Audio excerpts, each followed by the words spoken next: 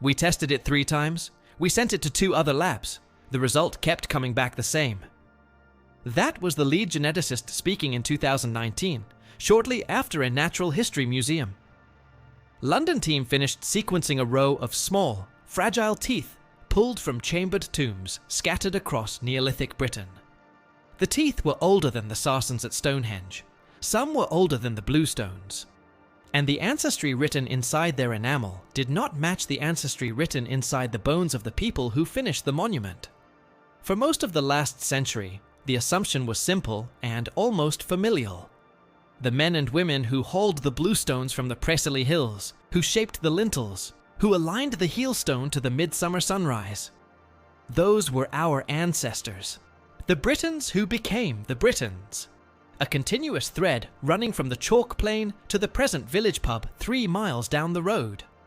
The bones in the long barrows were us, only earlier. The 2019 study complicates that thread. Not with a footnote, with a reversal. By around 2400 BCE, the population of Britain had been replaced, by best current estimates, by something close to 90%. The people standing in the shadow of the completed monument were not, in any direct demographic sense, the descendants of the people who began it. They were newcomers, Bell Beaker people, carrying steppe ancestry, R1B P312 dominating their Y chromosome record.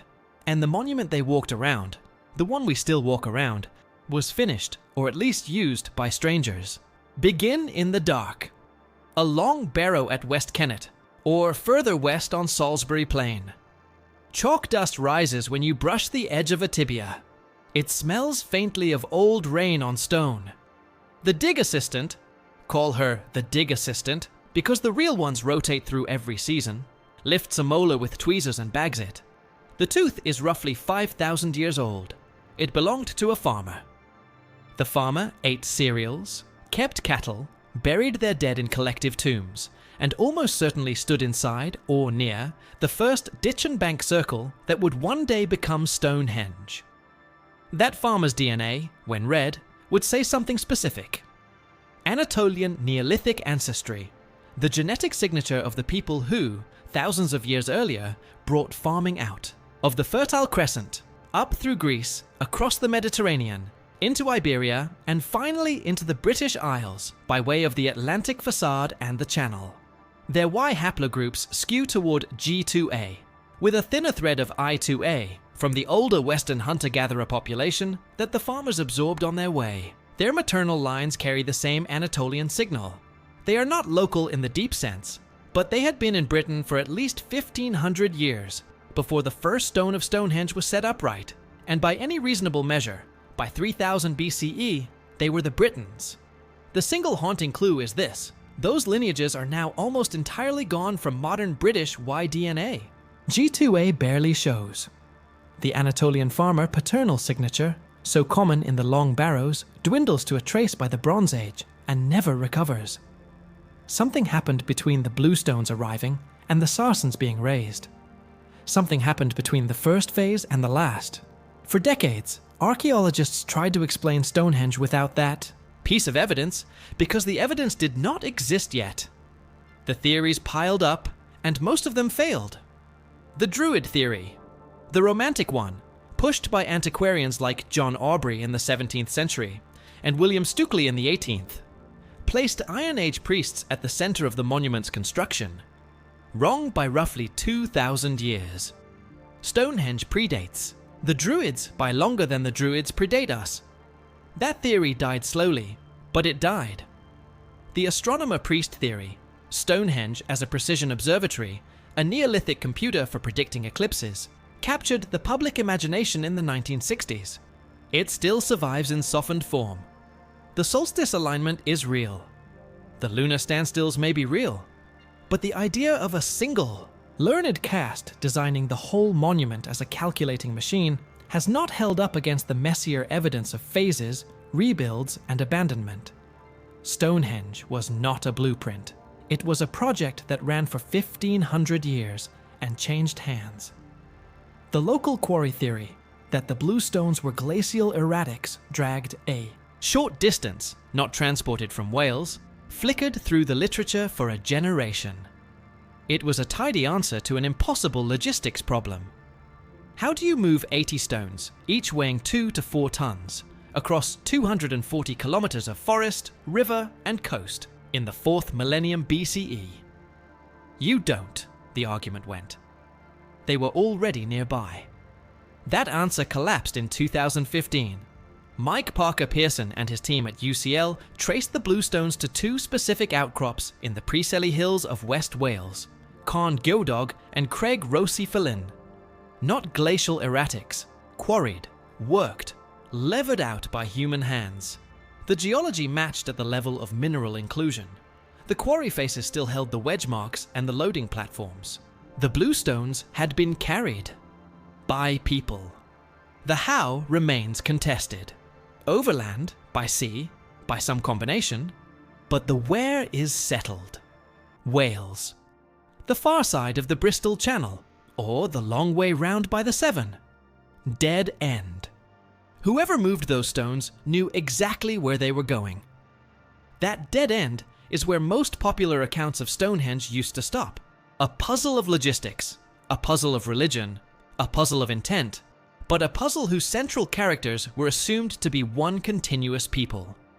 The 2018 paper from David Reich's lab at Harvard, with Inigo Olalde as lead author, changed that. So did the 2019 work from Selena Brace and Tom Booth at the Natural History Museum in London.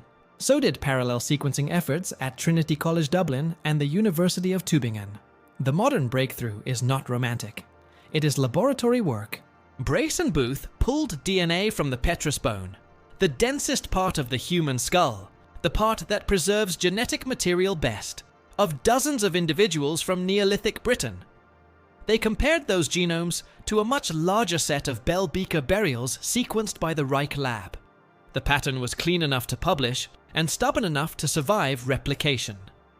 Pre-2400 BCE Britain, Anatolian farmer-derived G2A and I2A with the maternal lines to match.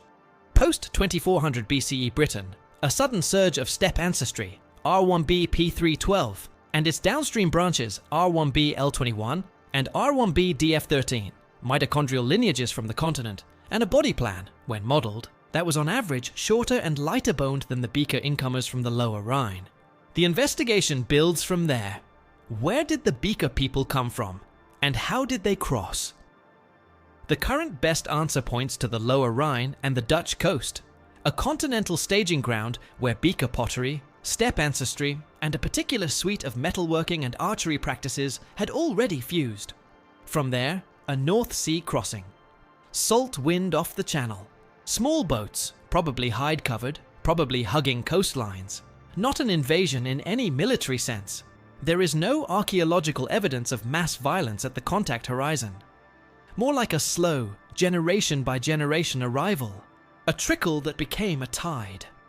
The Boscombe Bowmen offer a hint of how mobile these people were. 7 individuals, buried together in a pit a few kilometers from Stonehenge, dated to around 2300 BCE. Isotope analysis of their tooth enamel, the same enamel that locks in the chemistry of the water you drank as a child, suggests they grew up somewhere with a colder, more continental climate than southern England. Wales has been proposed. So has the Lake District. So has the continent itself. Whatever the answer, they were not local born. They came from somewhere else and ended up next to the monument. The Amesbury Archer, found a little earlier and a few fields away, tells the same story louder. His teeth point to a childhood in the Alpine foothills. He was buried with copper knives, gold hair ornaments, and Beaker pottery. He died around 2300 BCE, within a generation of the Great Sarsen Circle being raised. He is not the builder Britain expected. He is a continental man, buried like a prince, on the doorstep of a monument his grandparents likely never saw. The hard evidence twist is the Y chromosome itself. Modern Welsh, Irish, Scottish, and English men carry R1b P312 and its descendants at frequencies between 60 and 85%, depending on region. That signature did not exist in Britain before roughly 2500 BCE. It arrived. It then, over a few centuries, became the dominant paternal line of the British Isles, and has stayed dominant for 4,000 years. The Anatolian farmer signal that built the long barrows that almost certainly hold. The first bluestones survives today only as a thin echo, a few percent, scattered, mostly maternal. The men who began Stonehenge did not have, in any meaningful demographic sense, male line descendants who finished it. That is the sentence the 2019 lab kept rerunning. That is the result that came back the same 3 times. Skeptic balance matters here, because the headlines have not always served the evidence well. The 90% figure is a central estimate with real error bars. Some models put the genetic turnover closer to 75% in certain regions. Others push higher. Cornwall and parts of Wales show more continuity than the Stonehenge core. The replacement was uneven, gradual in some places, abrupt in others.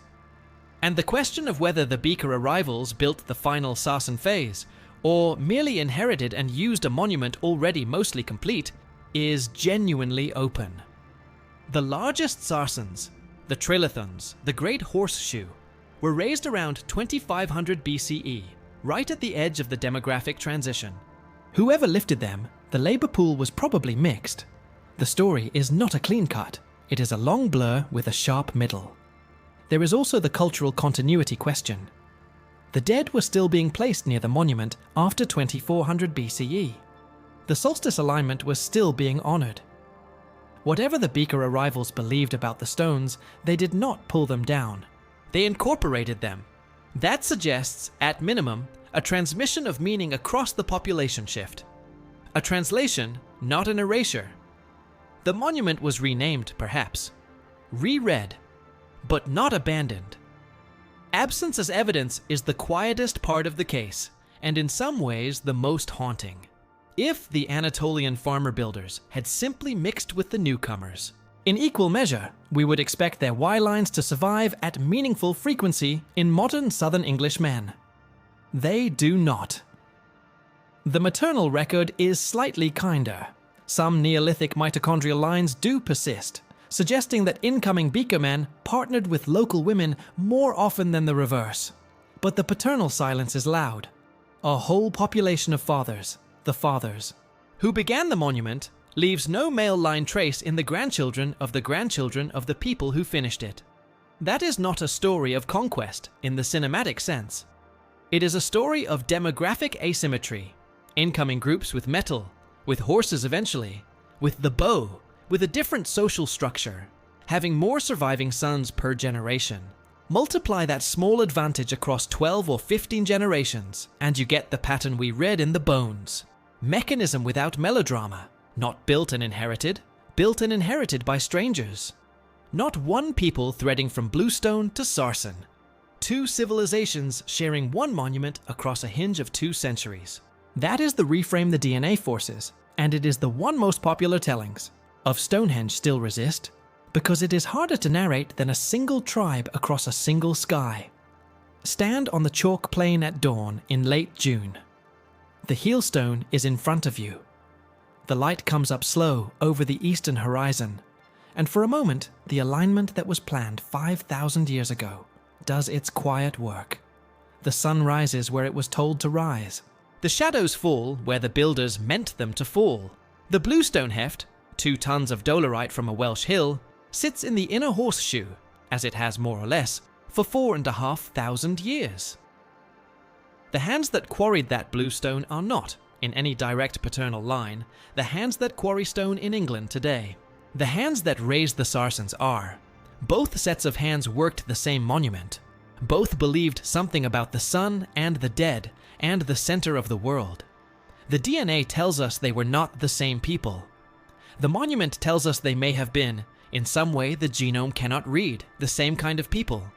Both things are true.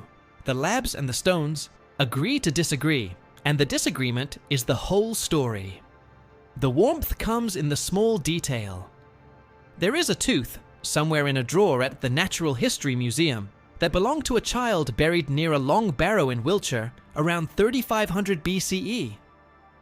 The child was 3 or 4 years old. The mother kept the body close enough to be buried in a place that mattered. 5,000 years later, The dental enamel still holds the chemistry of the milk the child drank. Some of that chemistry is hers. Some of it is the cattle's. Some of it is the chalk water of the plain. All of it survives because she loved a small person who did not survive. That tooth carries G2A in its background calculus, if you sequence deep enough. That paternal line is mostly gone from the country now, but the love is not a haplogroup. The love left no trace in any database. It is only inferable from the fact of the burial, from the care. Quiet meditation then. The chalk plain is still there. The bluestones are still there, lifted from Karen Godog and Craig Rosyfellan by people whose great-grandchildren would not see the sarsens raised. The salt wind still comes off the channel, the same wind the beaker boats rode in on, the same wind that has been weathering the lintels for 40 centuries. 2 peoples, 1 monument, 1 equinox light falling on the heelstone every June, indifferent to who is watching. We tested it 3 times. We sent it to 2 other labs. The result kept coming back the same. The builders of the early stones are not, in any genetic sense, the people who finished the work. And yet the work was finished. The stones still stand. The light still arrives on cue. Somewhere under the chalk, in a tooth no one has lifted yet, the rest of the story is waiting, patient, mineral, and quietly ours to read.